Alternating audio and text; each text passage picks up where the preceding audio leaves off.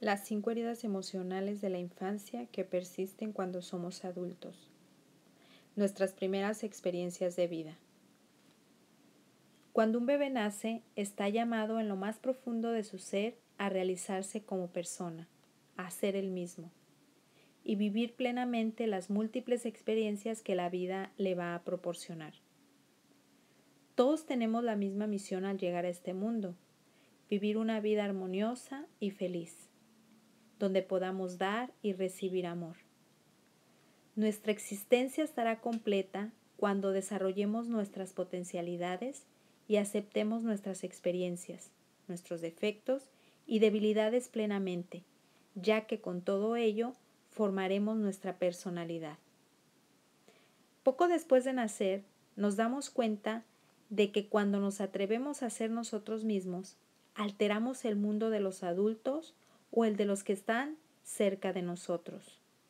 De ello deducimos que no es bueno ni correcto ser naturales y sinceros. Este doloroso descubrimiento provoca, sobre todo en el niño, crisis de ira, las cuales llegan a ser tan frecuentes que el niño se ve obligado a creer que son normales.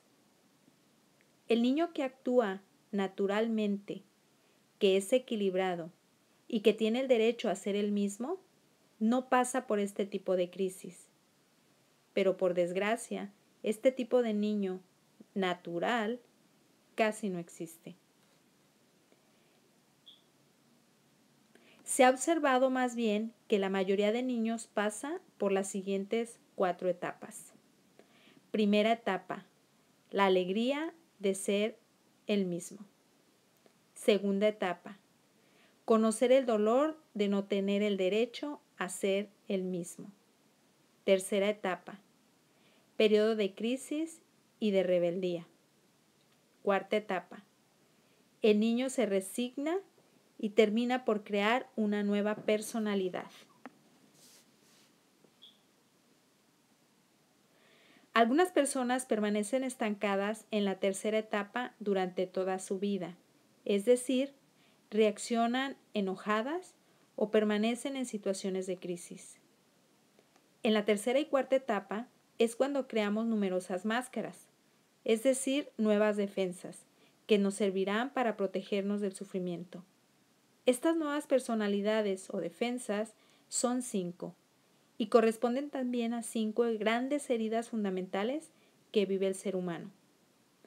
Está comprobado que todos los sufrimientos del ser humano pueden reducirse en 5 heridas.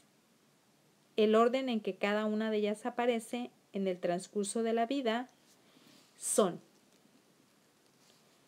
rechazo.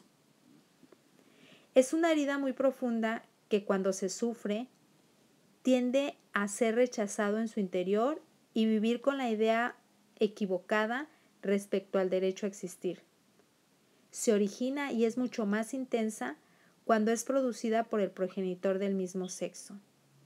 Suele suceder cuando el bebé llega por sorpresa, o bien porque existe un verdadero rechazo por parte de uno o de ambos progenitores. Los pensamientos son principalmente de no ser deseado y también de descalificación hacia uno mismo. La principal conducta es de huidizo, es decir, tiende a huir de las situaciones desagradables. No es muy partidario a socializar y tiende a abandonar lo que inicia. No se apega a las cosas ni a las personas. Considera sus relaciones y su dinero útiles, aunque no le generan placer. El adulto que ha sufrido el rechazo deberá trabajar las situaciones que le generen pánico, sus miedos internos y sus temores. Esta herida está relacionada en el nivel del ser. Abandono. Generalmente se origina a raíz de que los padres están ausentes la mayor parte del tiempo, porque trabajan en el día o también ante la llegada de un nuevo hermanito. También sucede cuando se aísla el niño en alguna parte de la casa la mayor parte del tiempo. Es mucho más intensa cuando se vive por parte del progenitor del sexo opuesto. Sus pensamientos son de aislamiento, de abandono y de víctima. Se orienta en un alto grado hacia la soledad. Su principal conducta es la de dependiente. Su mayor temor es la soledad y no soporta estar a solas consigo mismo, aunque al final termina solo. Es retraído, no le gusta el contacto con los demás, genera un verdadero drama ante mínimas situaciones sin importancias. Solicita y busca el apoyo de los demás ante cualquier conflicto. El adulto que ha sufrido el abandono requiere trabajar sus temores más intensos, su miedo a la soledad y su rechazo al contacto físico. Herida de la humillación. Ocurre en cualquier ámbito durante la infancia. Se dan las situaciones repetitivas en las que se le avergüenza al niño, se le grita, se humilla y se compara. Se genera tanto en el entorno familiar como en el entorno social. Se hace más fuerte cuando estas conductas provienen de la madre.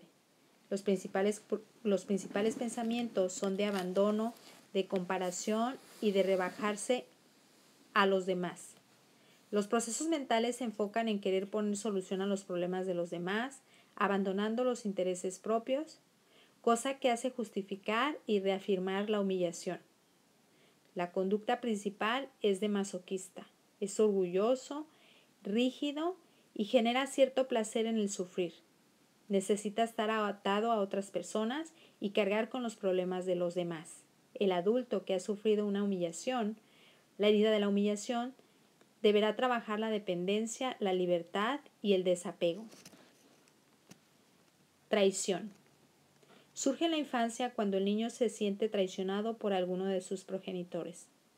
La manera principal de traición es cuando sus padres suelen no cumplir las promesas que le hacen al niño. Se intensifica cuando la conducta se sufre por parte del progenitor del mismo sexo. Los principales pensamientos son de traición, lo que genera que derive en sentir envidia de los demás por no merecer lo que tiene. Suele ser muy riguroso con las consecuencias de ser difícil poder cambiar la manera de pensar. La principal conducta es de controlador.